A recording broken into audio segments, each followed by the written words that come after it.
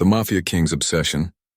Isabella Ferraro's last brushstroke dried under the gallery lights, a faint sheen of varnish settling over the 17th century canvas she had spent the month restoring.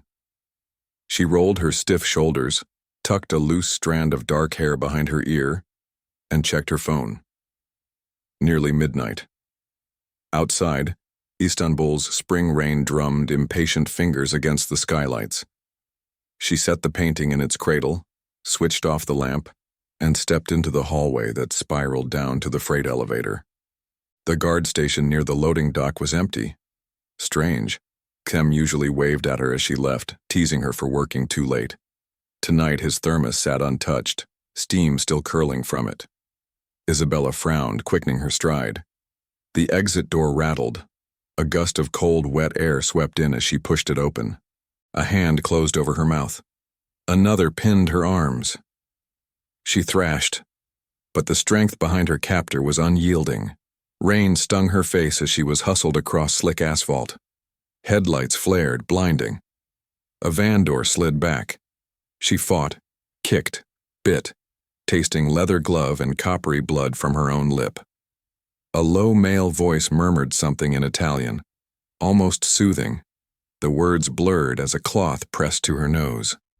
Chemical sweetness filled her lungs and the world narrowed to darkness.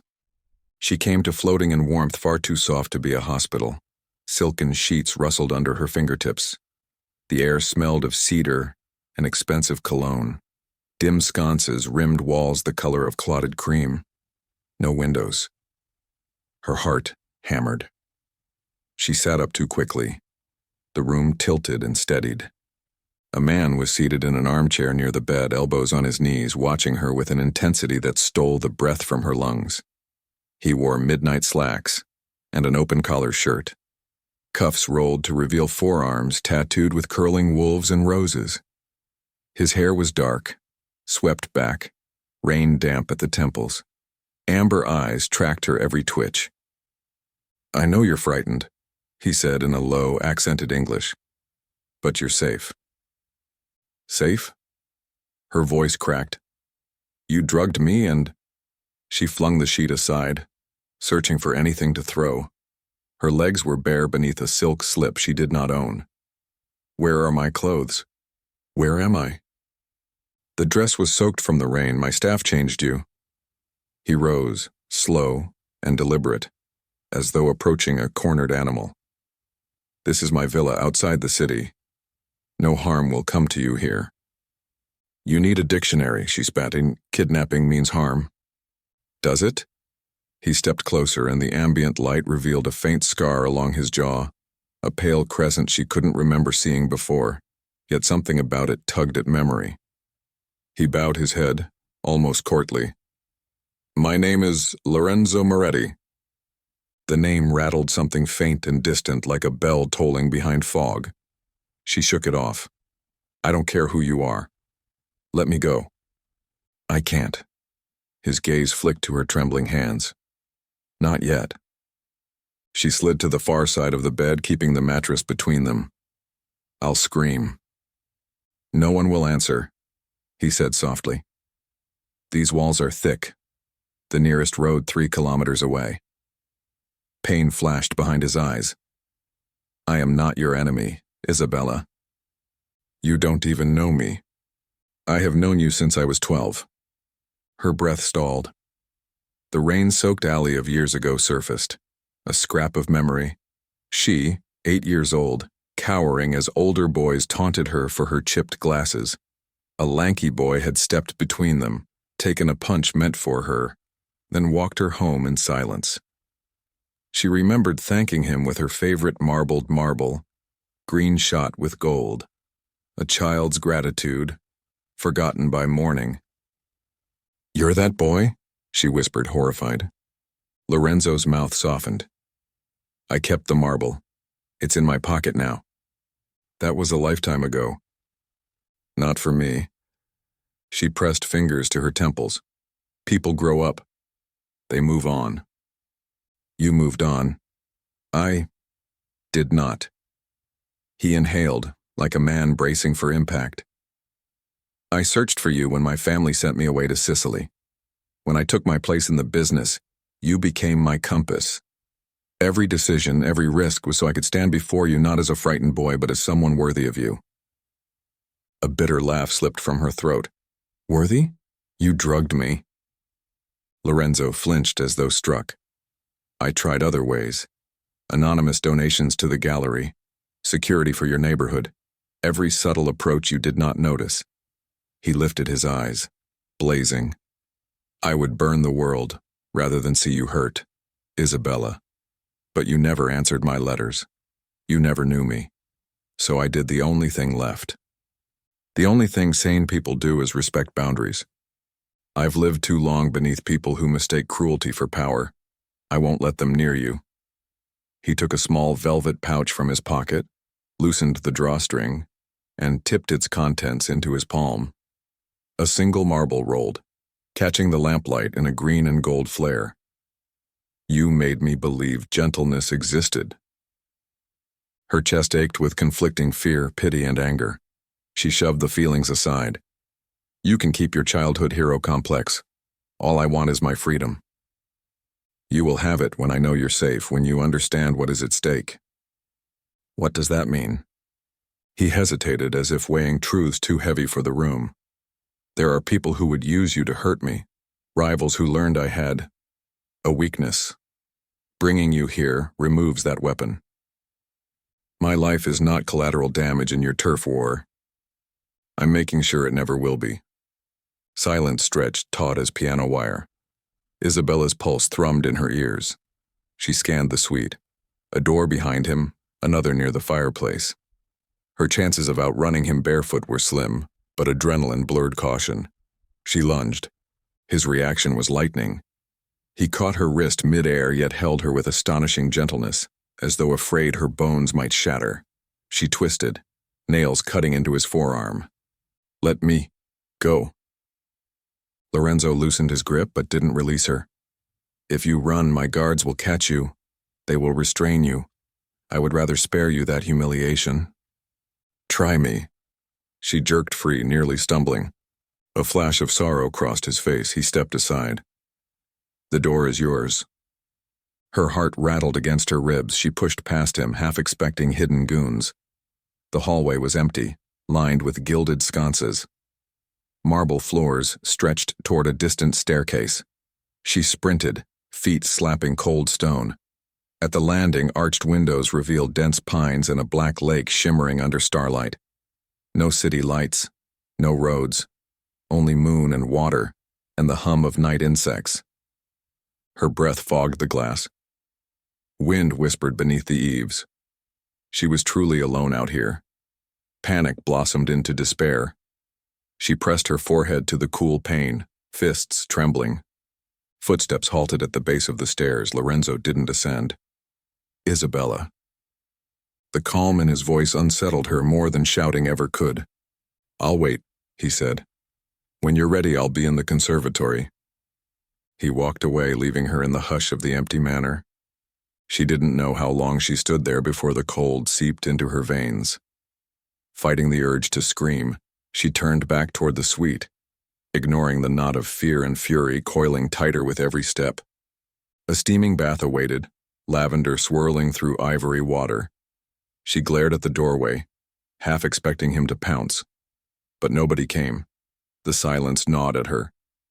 Eventually, exhaustion won. She slid into the water, arms wrapped around her knees. Memories surfaced unbidden. Lorenzo, the boy with bruised cheeks, placing himself between her and danger. How he had limped beside her afterward, refusing to complain. He'd smiled when she pressed the marble into his hand. A small act of kindness she'd forgotten the next day, while for him, it had become gospel. She cursed softly. Warm towels and an emerald silk robe lay folded nearby. She dressed, found the closet stocked with clothes in her size.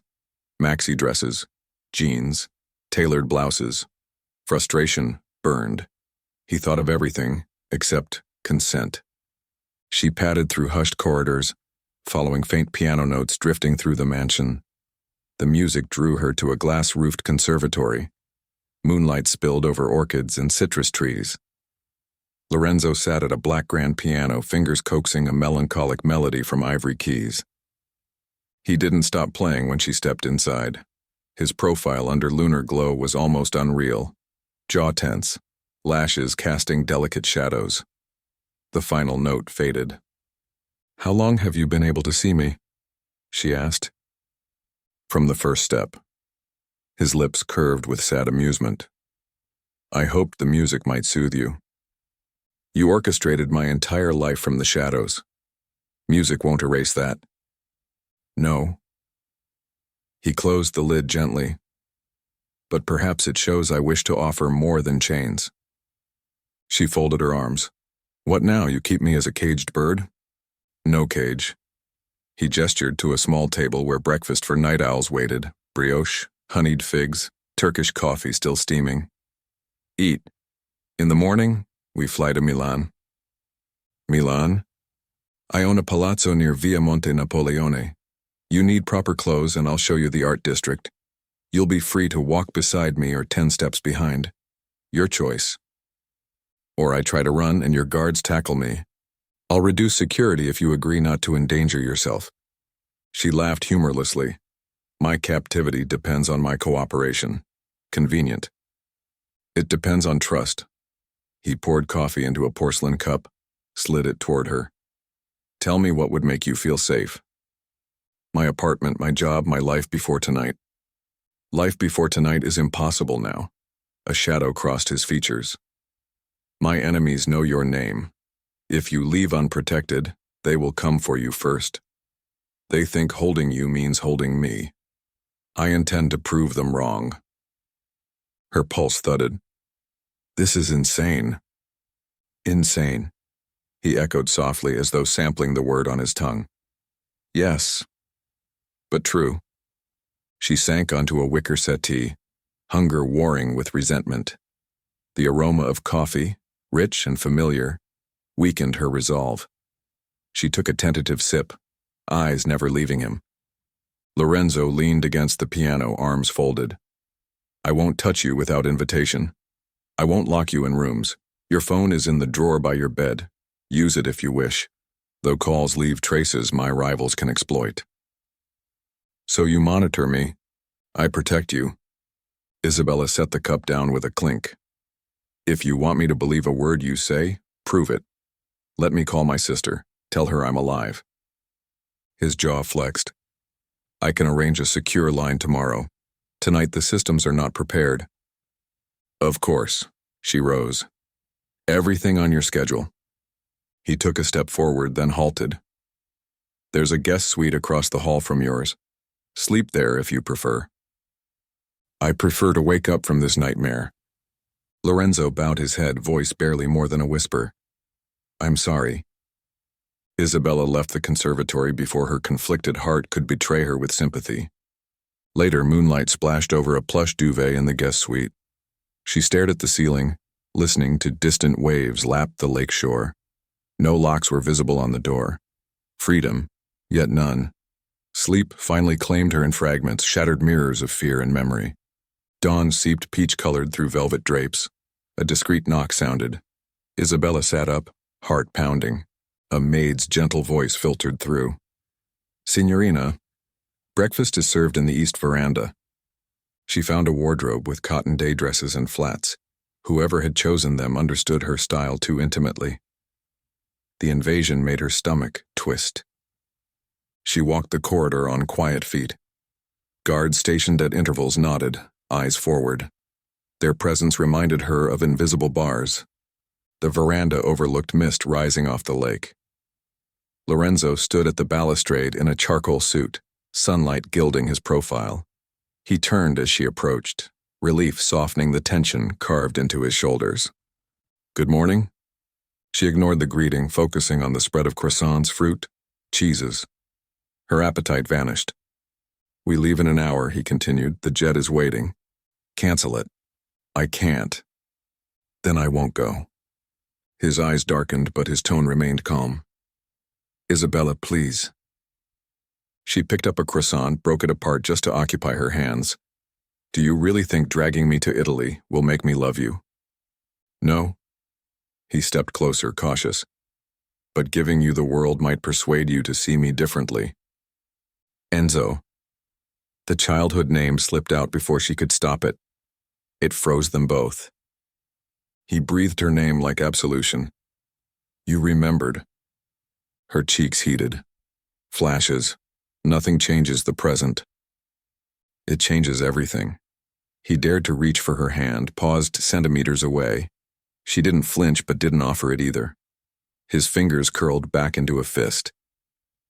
One day in Milan, he said, if you still wish to return, I'll bring you back. And then? Then I keep you safe from here. She weighed his promise against the polished menace of his empire. A single day might give her better odds of escape than this remote fortress. She set the croissant down. Fine, one day. Hope glinted in his eyes, so bright it threatened to blind her. The flight passed in strained silence, broken only by the hum of engines and occasional courteous offerings from the steward. Isabella kept her gaze locked on cumulus clouds, wondering if she could survive a parachuteless leap from 30,000 feet better than enduring Lorenzo's quiet, aching devotion. Milan greeted them with gilded sunlight and the scent of blooming wisteria.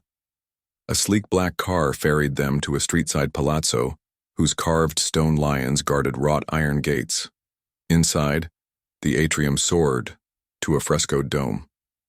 Isabella barely took it in. Her mind catalogued exits, distances, guard positions. Lorenzo guided her to a dressing salon lined with mirrors and mannequins. A team of stylists awaited like silent ghosts. The lead woman introduced herself as Caterina, offered selections from racks of designer dresses. Isabella planted her feet. This isn't a makeover. It's armor, Lorenzo said quietly. If you walk beside me in rags, the sharks will scent blood. I have clothes. Not for tonight. What's tonight? A charity gala at the Galleria Vittorio Emanuele. He hesitated. You restore art. Tonight you will stand among masters, legends who shaped your field. I thought you might like that. Her resolve wavered. Talking with curators she idolized was a dream she'd once cherished. But the price? Caterina lifted a sapphire gown, its fabric shimmering like midnight tides. This would be stunning with your eyes, signorina. Isabella clenched her fists. I won't be paraded like a trophy. You'll be my equal, Lorenzo said, an honored guest, who can't leave. That is not entirely true. Something unreadable flickered in his gaze. But for tonight, your freedom will feel real. The words lodged in her throat. She stared at the gown, anger and longing twisting into knots too tight to unravel. I'll try it on, she muttered. Caterina beamed, ushering her behind a screen. Fabric whispered over skin as the gown slid into place, hugging her curves. When Isabella stepped into the mirror's view, she barely recognized herself, elegance carved from storm-tossed resilience. Yet behind the polished surface smoldered uncertainty. Lorenzo approached, hands clasped behind his back. His breath hitched. Sei bellissima. She hated the flutter his praise sparked. If I walk into that gala, you keep your distance. No possessive touches. Whatever makes you comfortable. She met his gaze. And tomorrow, if I still wish to go home. His jaw tightened. We will discuss it. Not good enough. I swore you one day, I keep my word. She studied him, trying to discern whether Mafia kings valued promises. The ache in his eyes felt almost truthful enough to trust. A chauffeured Rolls whisked them through cobblestone streets. Cameras flashed when they stepped onto the marble steps of the Galleria. Lorenzo offered his arm. Isabella hesitated, then rested her hand lightly on his sleeve. Paparazzi lenses captured a picture of poised grace, but she felt like a porcelain figurine balanced on the edge of a shelf. Inside, chandeliers scattered prisms of light across gilded arches. Music swirled through the courtyard. Curators and collectors mingled in tuxedos, the air scented with champagne and ambition. Isabella was introduced to Antonio Castelli, a leading restorer whose papers she had devoured as a student. The silver-haired man bowed over her hand, praising her recent work on the Caravaggio canvas. His warm regard made her cheeks flush with genuine pride. For a moment the room's walls expanded and she could breathe. She sensed Lorenzo a discreet distance away, fielding conversation with politicians. He watched her only when others were distracted, gaze soft. Not a jailer, but a sentinel. During intermission, she slipped onto a balcony overlooking the piazza. Cool night air kissed her skin. She toyed with the sapphire pendant Caterina had fastened at her throat, wondering if the gem's weight would ever feel less like shackles. Footsteps approached. She didn't have to turn to know it was him. "I kept my distance," Lorenzo murmured, and she nodded, hugging her arms. "You did. Did you enjoy speaking with Castelli?" "Yes." She glanced at him. "Thank you." His smile was faint but real. "Your smile just now, when he praised your work. It was worth every risk I ever took." "You risked me," she corrected softly. A shadow crossed his face.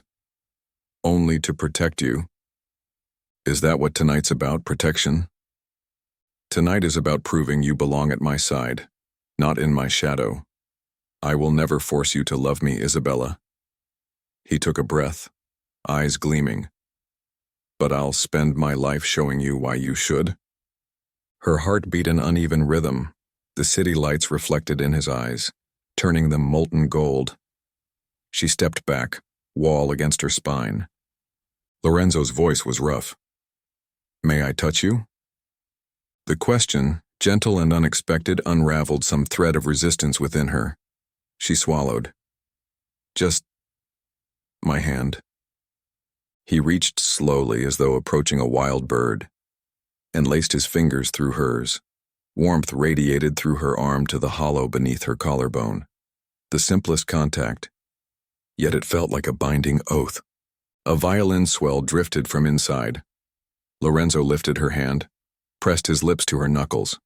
His breath lingered an instant too long. When he released her, the imprint of promise remained like invisible ink on skin.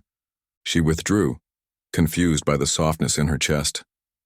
Words tangled behind her teeth, words demanding freedom, words craving another stolen touch.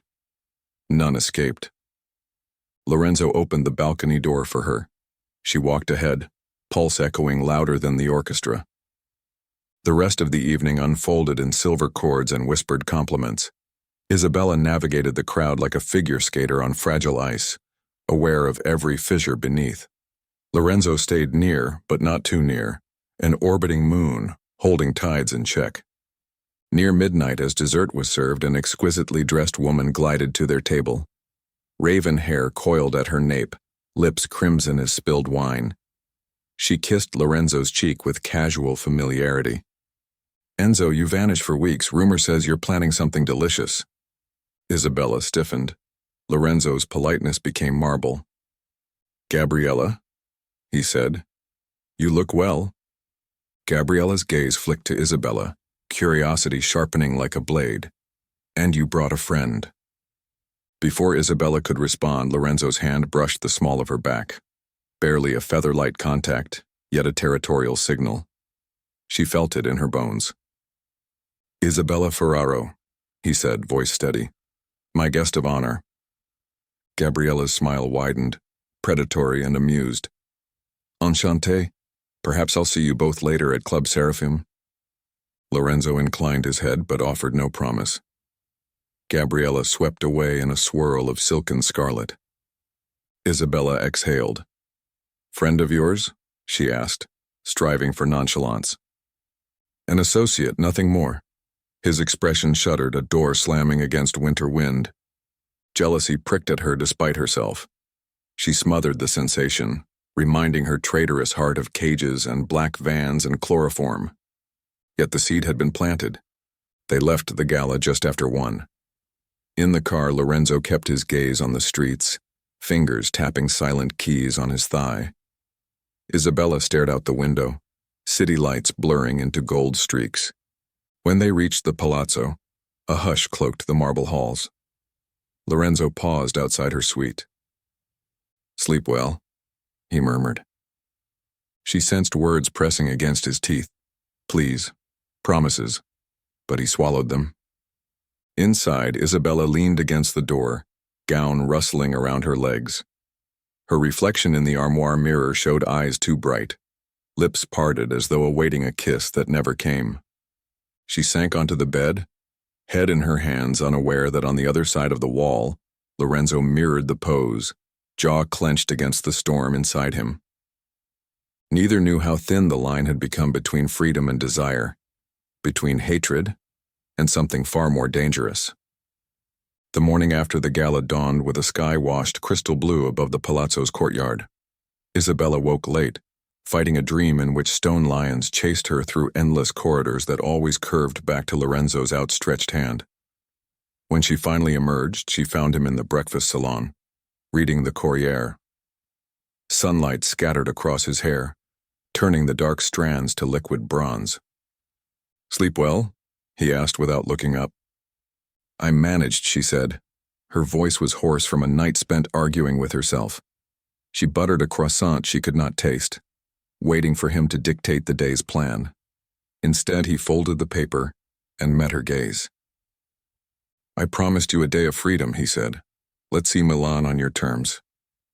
"My terms would involve a ticket home." "I'll compromise with distraction." A hint of rueful humor. "We begin with the Brera. There's a newly restored mantegna you'll appreciate."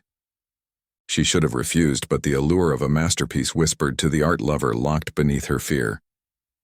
20 minutes later, they were gliding through city traffic in a vintage Maserati. The leather seat smelled of cedar and something unmistakably him. She kept her body angled toward the window, counting street signs like prayer beads. At the Pinacoteca di Brera, guards stepped aside at Lorenzo's nod. Isabella wandered the cool galleries with silent reverence, forgetting his presence until she felt his gaze resting on her profile. She studied the mantegna, Christ's grief-stricken followers rendered in quicksilver paint, and whispered technical observations under her breath. When she turned, she found him watching not the painting but her lips. "I love how you speak about art," he murmured, "like you're translating the heartbeats of the dead." Color crept up her neck. "Stop staring.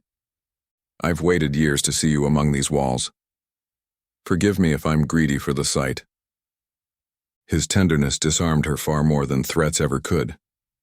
She moved on, heart stumbling. From Brera they walked the cobbled lanes of Brera district, Lorenzo deliberately keeping to her pace, letting her stop for espresso at a street cart. She noticed how baristas bowed their heads as he passed, how pedestrians parted unconsciously. Power radiated from him like heat off summer asphalt, yet he used it to clear her path rather than obstruct it. The contradiction puzzled her. Late afternoon found them on Via Monte Napoleone, epicenter of couture. Lorenzo suggested she choose something for herself. Isabella shook her head, then caught sight of a green silk dress in a boutique window, the exact shade of the marble she had given him long ago. A chill traced her spine. "Nothing here is me," she said. "It's only fabric," he replied gently. "You remain yourself beneath whatever you wear." Still she followed him inside, where soft lighting bathed racks of whisper-fine garments. A sales associate offered champagne. Isabella declined. Lorenzo excused himself to take a call, leaving her nominally unguarded for the first time all day. The boutique's back door opened to a narrow service alley. Her pulse leapt. While the associate fetched another size, Isabella slipped behind a curtain, crossed the stockroom, and pushed into the alley's dim hush. The door clicked shut, cutting off fragrant music. She ran. Cobblestones rattled under borrowed heels. She tore one shoe off, then the other, bolting barefoot toward the main street. Blood roared in her ears. Freedom hung 30 meters ahead where taxis idled beyond the alley mouth. A shadow detached from the wall. Lorenzo stepped into her path, phone still in hand. His face was a mask of worry, not anger. "Don't," he said, voice raw. Her momentum skidded to a halt inches away. "Move." Isabella, the man on the phone was Carlo Vitale. He's in Milan tonight searching for leverage. If his watchers spot you alone, I'm not yours to hide. Tears of frustration burned. I can protect myself. In that gown? He glanced at her bare feet, at the bruising blooming on her heel. Let me shield you until the threat passes. Then we talk options. Options? She laughed brittle. Like prisoner or pet? Like partner. His chest rose and fell. Run if you must, but you'll be hunted by wolves who care nothing for your name. She looked back toward the busy avenue, imagining unknown faces memorizing her likeness, reporting to men with guns. She hated that the calculus made sense. Hated him more for engineering a world where he was the lesser evil. Fine, she grated. I'll stay, not for you, for survival. That's enough, he whispered, relief flickering across his features. He shrugged out of his jacket and draped it over her shoulders before she could protest. The lining still held his body warmth. She felt it seep through her skin, unsettlingly intimate. They returned through the boutique's rear entrance. The associate gushed apologies for the wrong size, oblivious to the storm that had just raged beyond silk curtains. Lorenzo's hand hovered at Isabella's back without touching, a silent promise and a reminder of invisible chains. Evening settled like indigo velvet. Back at the palazzo, Isabella retreated to her suite, expecting solitude. Instead, she found a satin box on the vanity. Inside lay a simple platinum bracelet hung with a single green and gold marble, encased in crystal. A note in Lorenzo's hand read, "For the girl who taught me courage. No obligations, only remembrance." Anger and tenderness surged in equal measure, battling until exhaustion claimed them both. She left the bracelet in the box, unable to face whichever choice it represented. A knock startled her at dusk.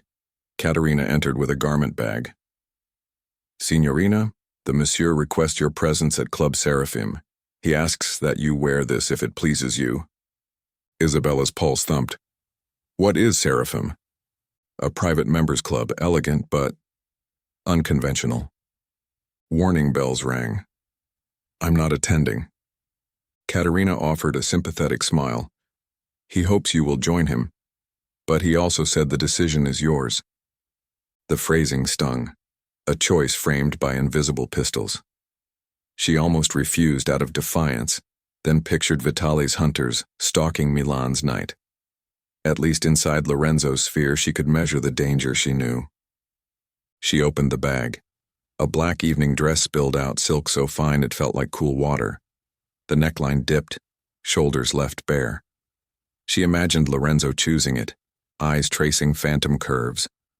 She told herself she didn't care and slipped it on. An hour later, she stepped into the courtyard where a low black car waited. The driver offered no words. Milan streamed past in neon ribbons until they reached an unmarked iron gate.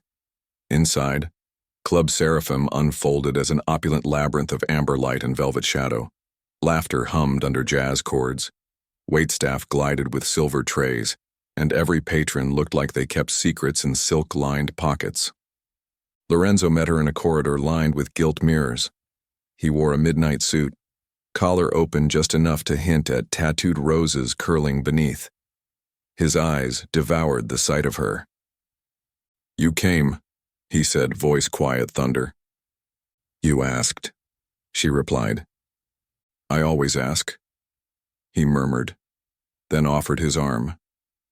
She hesitated before taking it. He guided her through a velvet curtain into a lounge scented with sandalwood.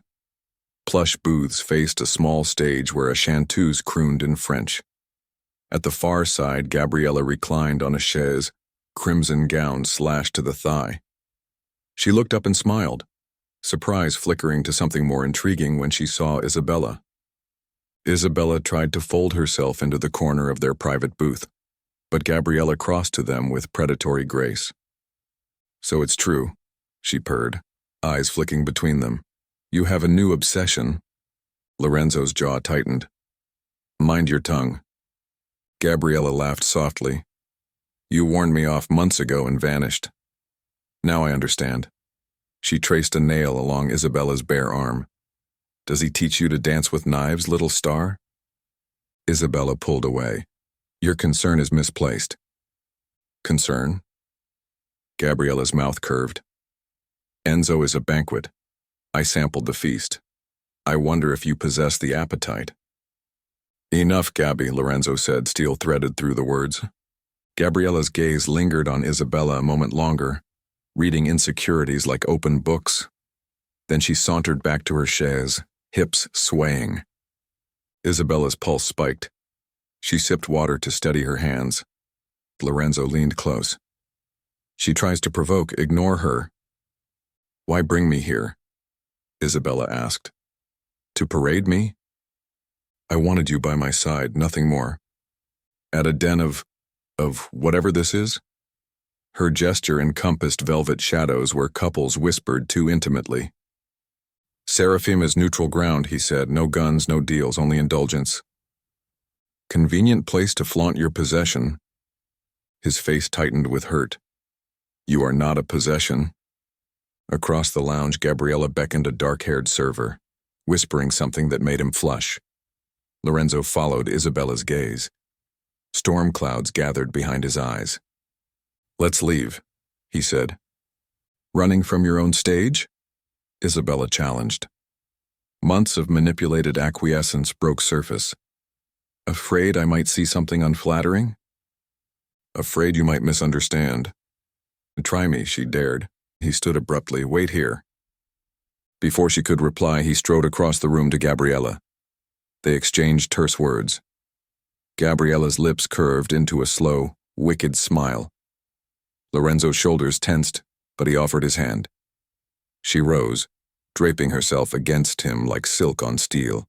He guided her onto the small stage, murmuring to the pianist, who shifted into a slow, smoky tango. Isabella's breath caught. Lorenzo placed a palm against Gabriella's spine, drew her close. Their bodies fused in candlelit rhythm. Gabriella's thigh slid between his. His hand pressed the small of her back. Heat flushed Isabella's cheeks, anger and something sharper twisting low in her belly. She told herself it was disgust. The lie tasted sour. The dance ended to soft applause. Lorenzo stared over Gabriella's shoulder straight at Isabella, eyes dark with conflict. Gabriella whispered against his ear, lips brushing skin. He flinched almost imperceptibly, yet did not pull away. A server offered champagne. Isabella drained the glass too quickly, bubbles searing her throat. The music shifted. Gabriella guided Lorenzo toward a secluded alcove half hidden by silk drapery. Candles lit the space with wicked intimacy. Isabella's heartbeat roared. She should look away. She should walk out. Instead, her feet seemed rooted by a morbid gravity. From her vantage, she could see the silhouettes within the alcove. Lorenzo seated in an armchair, Gabriella straddling his lap. The shadows merged and separated like ink and water. The faintest gasp floated out, followed by Lorenzo's low rumble, a sound Isabella had never heard before. Jealousy knifed through her, visceral and shocking. She stood knocking the glass over. Liquid spattered her dress. Trembling, she made for the exit, but a burly bouncer stepped into her path. Private members only pass this point, he said, apologetic yet firm. I need air, she rasped. If you leave the floor, you'll require escort. Then escort me. Her voice cracked. The bouncer signaled a colleague. They led her through a side hall to a terrace overlooking the city. Cool night washed over sweat-damp skin. She gripped the balustrade until marble bit her palms. Why did it hurt? She despised Lorenzo's control, yet watching him touch another woman felt like being flayed alive. Every breath stabbed. Footsteps approached. She braced for him, but it was Gabriella who emerged, smoothing her gown. He'll come soon, Gabriella said. Needed a moment. Isabella tried to keep her voice steady. You enjoyed your performance. I enjoyed his torment more. Gabriella leaned on the balustrade, profile perfect in moonlight. He has never looked at me the way he looks at you. Do you know how maddening that is?" Isabella couldn't answer past the lump in her throat. Gabriella turned, eyes surprisingly gentle. "He's a fool. He thinks pain will make you admit desire. All it breeds is resentment. But men like him only understand extremes." "Then why help him?" "I'm helping myself, a clean break." She shrugged elegant shoulders. "Perhaps helping you too. Decide what you want, Isabella. If you run, run far. If you stay, own him. Only then will the rest of us be free." She vanished into the club's glow, leaving the words vibrating in the cold air. Moments later, Lorenzo appeared, tie askew, guilt carved into the lines of his face. Isabella spun to face him, fury barely leashed. "Was that for my benefit?" she hissed. "Yes," he admitted, voice hoarse, "and for my punishment. You used her. Used me to—" Words failed. "I needed you to feel something." He stepped closer, pain radiating. "Jealousy is cruel, but indifference would kill me. You think making a spectacle of yourself earns my love?" "No," he whispered, reaching but stopping short of touching her. "It offers honesty. I am possessive, obsessive, broken. Better you see the monster now than discover him later." Tears stung Isabella's eyes, half anger, half unbearable tenderness for the boy who kept a marble all these years. She shoved him. "Monster," she repeated, voice fractured. "You don't get to decide how I feel." He absorbed the blow without moving. "Tell me what to do and I'll do it." "Let me go," she sobbed. He closed his eyes. Anything but that. Thunder rolled in the distance, scent of rain drifting over the rooftops. Isabella wrapped her arms around herself, dizzy with conflicting desires. Freedom lay somewhere beyond iron gates and mafia feuds, but safety, twisted, suffocating safety, stood inches away, begging forgiveness. Lorenzo's hands trembled at his sides. "I will give you space," he said. "My suite is across the hall. If you need me, call. If you never come, I'll wait until dawn, then drive you back to Istanbul under guard. Your choice. No more games." She stared at him, searching for deceit. All she saw was a man shattered by the same obsession that had almost shattered her. She nodded once, unable to speak. He stepped back, pain etched into every line of his body, then turned and walked away, leaving her alone on the terrace with the taste of rain and the echo of her own heartbeat for company. Inside her suite, an hour later, Isabella paced, mind whirling. The bracelet still lay in its box. She lifted it, the tiny marble catching lamplight. A memory surfaced. Lorenzo at 12, limping away after shielding her from fists, clutching the same marble like treasure. She clasped the bracelet around her wrist. The click seemed to shift the air in the room. Midnight bells tolled beyond shuttered windows. Thunder boomed closer, shaking the glass. She crossed the corridor barefoot, heart pounding louder than the storm. Lorenzo's door stood ajar, soft lamplight spilling into the hall. She pushed it open. He sat on the edge of the bed, head in his hands. At the sound, he lifted his gaze, hope flaring so bright it hurt. Isabella stepped in, trembling. "We talk," she said, voice barely more than breath. "No lies, no tests. Only truth," he vowed. Rain hammered the roof as she closed the door behind her, the last barrier between them falling with the rising storm. Thunder fading in the distance as Isabella stood inside Lorenzo's suite. Lamplight pooled over Persian rugs, catching the tension stretched between them like a live wire. She wrapped the robe tighter around her body, gathering courage she barely felt. "Talk," she said. Lorenzo rose but kept the bed between them, hands open at his sides. "You want the truth. All of it. Every last shard. I am my father's heir, but I don't want that crown." His voice was rough with sleepless hours. "For years I have maneuvered to step away. The board will vote tomorrow to cede control of the family businesses to my cousin. My price was protection for you, permanent ironclad." She stared. "You would give up everything?" Not everything, only the pieces that rot my soul. He took a breath. You deserve a man, not a king of corpses. Why didn't you tell me? Because I feared it wouldn't be enough. He raked a trembling hand through his hair. I feared the darkness on my name would always poison whatever I offered. A long silence stretched. Isabella crossed to the dresser, fingertips brushing the marble and glass pendant at her wrist. The weight felt steadier now, as though her heartbeat finally found its rhythm. I believed you'd turned me into a cage, she whispered. But maybe you imprisoned yourself first. His lashes fluttered, head bowing. She stepped closer. I'm still angry. You stole my choices. You hurt me. I know. He lifted his gaze, pain naked in amber depths. Tell me how to make it right. Her voice wavered but held. Offer me freedom, truly. No guards, no threats. Let me decide if tomorrow I walk away or stay. You have it. The words spilled out before he could breathe. Take the Maserati, the jet, everything. My life is yours to hold or to break. Tears pricked her eyes, not from sorrow, but the terrifying generosity of his surrender. And you? I'll remain here until the vote, then I leave too. Alone if you wish. Lightning flickered beyond the glass, illuminating the distance she closed as she reached for his hand. His breath hitched when her fingers twined with his. I don't know what tomorrow looks like, she said, throat tight, but I don't want tonight to end in separate rooms. Understanding flared in his eyes, hope tempered by reverence. He brushed his thumb along her knuckles, voice shaking. I will touch you only if you ask. She lifted his hand, pressing it over the frantic pulse in her neck. I'm asking.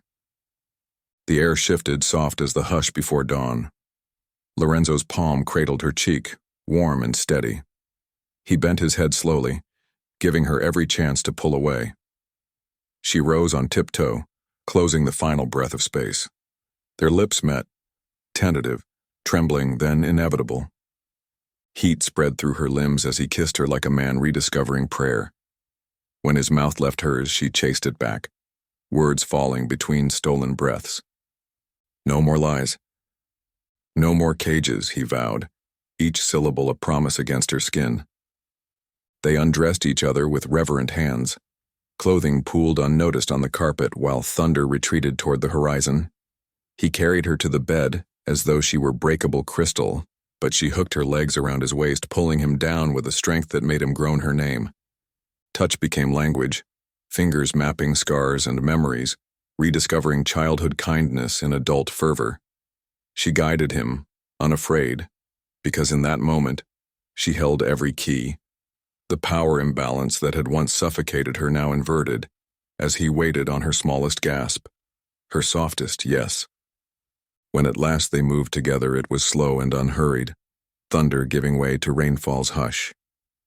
She watched his eyes darken with wonder every time pleasure rippled through her, and in them she saw the boy who had stood between her and pain, the man who had almost drowned in his longing, and the human being now willing to let her walk free. After, they lay tangled beneath rumpled sheets while dawn painted faint gold across the ceiling. Lorenzo traced an invisible spiral over her shoulder, the path of a marble rolling across a childhood palm. If you leave tomorrow, he murmured, voice husky with spent emotion, promise me you'll find joy, even if it's not with me.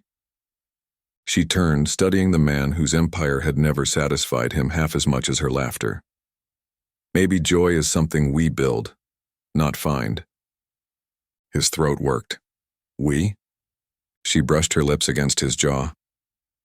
I'm not promising forever. I'm promising breakfast.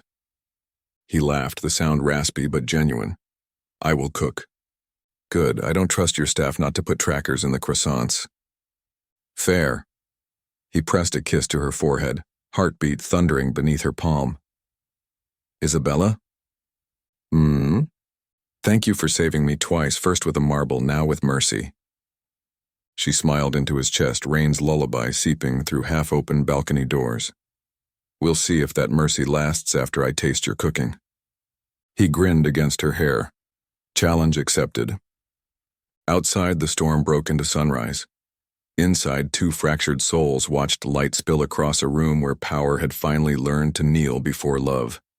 Neither knew what battles tomorrow would bring, but dawn found them side by side, unchained at last. And somehow that felt like the beginning of freedom.